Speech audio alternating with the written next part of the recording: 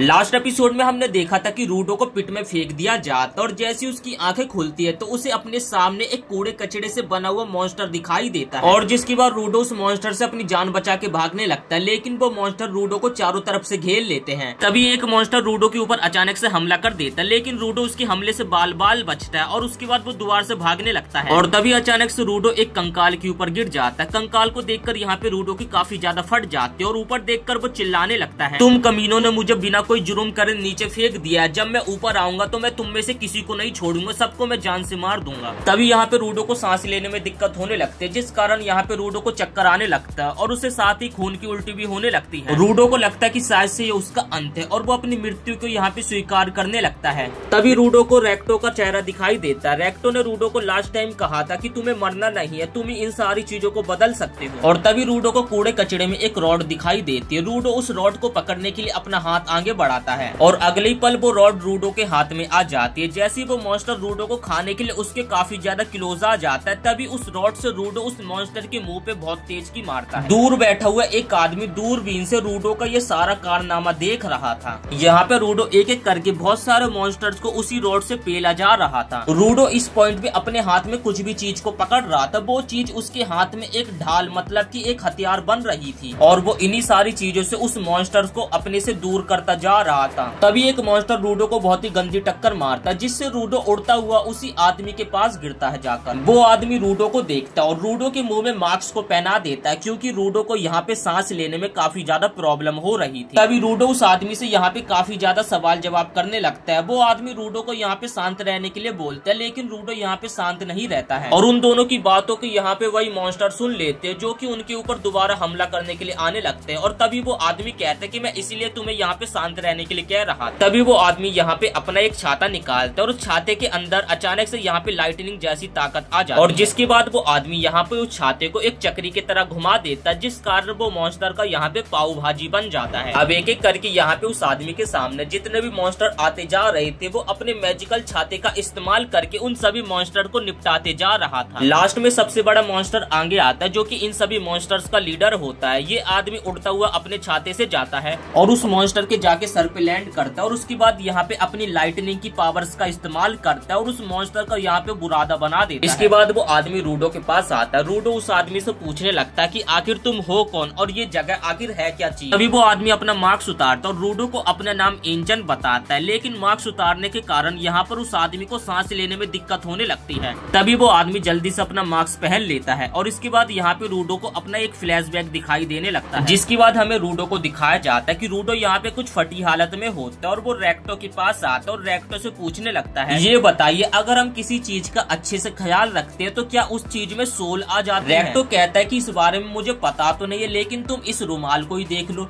जो कि तुम्हें हमेशा साफ सुथरा रखती है, तो ये समझो जब हम किसी चीज का अच्छे से ख्याल रखते हैं तो उसमें सोल आ ही जाती है। इसके बाद रेक्टो रूडो के ग्लव्स के बारे में भी बोलने लगता है, अगर तुम अपने ग्लव्स का भी अच्छे से ख्याल रखोगे तो कुछ समय बाद इन ग्लव्स में भी सोल आ जाएगी। सीन प्रेजेंट का आता है। जैसी रूडो की आंखें खुलती है तो रूडो यहाँ पे देखता है कि उसे यहाँ पे जंजीरों से बांध रखा और वही पर्सन जो रूडो को पहले मिला था वो रूडो को घसीटता हुआ यहाँ से कहीं और लेकर जा रहा था। रूडो उसे चिल्लाकर बोलता है कि मुझे छोड़ दो, मुझे ऊपर जाना, जिस पे एंजन कहता है कि ये तो नामुमकिन है। एंजन तभी बोलने लगता है कि ऊपर वाली जगह को हम स्पेयर बोलते हैं और वहाँ के लोगों को हम स्पेयराइट, तो क्या तुम ऊपर उड़ के जाने वाले हो। तभी एंजन बोलने लगता है कि साधारण शब्दों में तुम्हें बताऊं कि ऊपर जाना नामुमकिन है अभी। रूडो एंजन की बातों को गौर से सुन रहा था और वो कहता है कि तुम्हारे कहने का मतलब है कि अभी ऊपर जाना नामुमकिन है, लेकिन हम बाद में जा सकते हैं, तुम कुछ ना कुछ तो जानते हो। तब रूडो कहता है कि मैं किसी न किसी तरीके से तो ऊपर जरूर जाऊंगा और साथ ही मुझे इस दुनिया के बारे में जानना है और उस मॉन्स्टर के बारे में जानना है और तुम्हारी उस पावर्स के बारे में भी जानना है।